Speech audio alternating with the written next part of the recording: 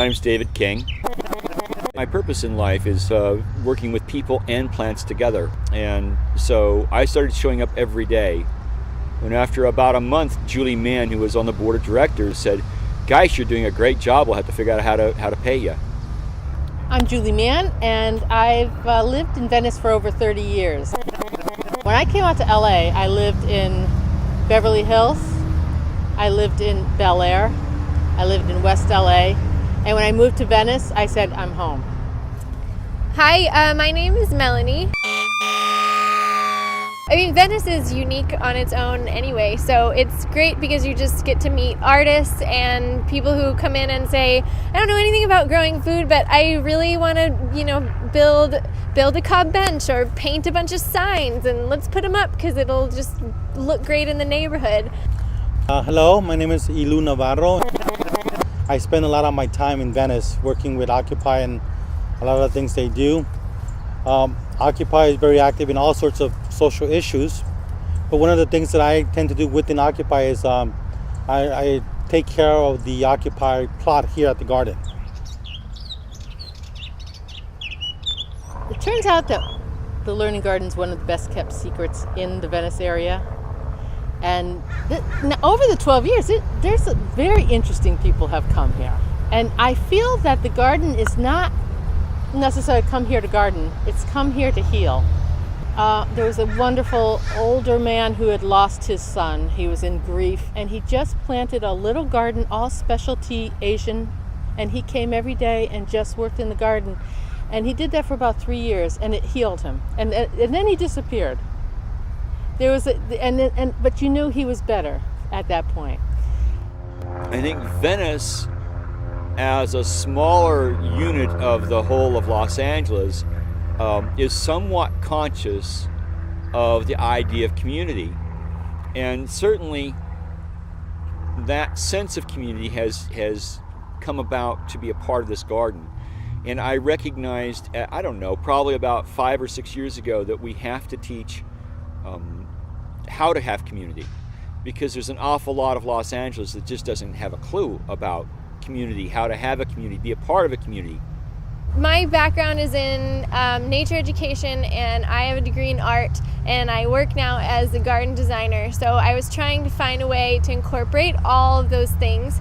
So there was space here at the garden that was not getting used, and I asked if I could start a natural arts garden. So it was going to be a plot just for growing perennials and also annuals that could be used for dyeing and weaving and basketry and painting. And I wanted to have kids from Venice High, but also from some elementary schools, come in and be able to learn how to use plants for craft the way cultures have been doing for a really long time. It's incredible that sometimes children don't even know where food comes from nowadays. They think that it's all comes from the market. And so that's one of the Occupy projects is teaching children about where food comes from and growing food organically and stuff. And just being part of this beautiful community that, just look at this. We're in the middle of the city, perhaps one of the biggest community gardens in the county, and we're just happy to be a part of it. From the beginning, when we first broke ground, a lot of the high school students were involved. And there was a whole group of Pomona College students working with them. So the high school and the college kids worked together, and they did everything, dug, and we built a kiva over there, digging 5 feet into the ground. And a lot of the kids that weren't going to college changed their mind and went to college after they worked with the college kids, who were cool and lots of fun and all about saving the earth. And it was a really nice integrated thing. So I like seeing that kind of stuff happen here, where the young and the old mix together. We host a potluck on Thanksgiving dinner with the clients and the staff of a program for torture victims. And these people have been tortured in their own countries, either by their own governments or by the rebels. And they come, and when we stand in a circle around this food and the tables, and we hold hands, and we just say one thing we're grateful for. And when you say program for torture victims, you think torture victims, you think of broken people. These people aren't broken. These people are the courageous ones. These people are the ones that are strong. These are the ones that are vibrant and alive. And we had a gentleman from Nigeria who had been to us 3 or 4 Thanksgivings. And then one Thanksgiving his daughter was there. And when we go around the circle and say the one thing we're grateful for, and she looks up to her father and says, "My father," you know, I still get goosebumps to tell you that, right? Because we're showing them the American holiday of Thanksgiving. They're showing us the human emotion of gratitude that is so profound and so deep and so connected, it gives you chills.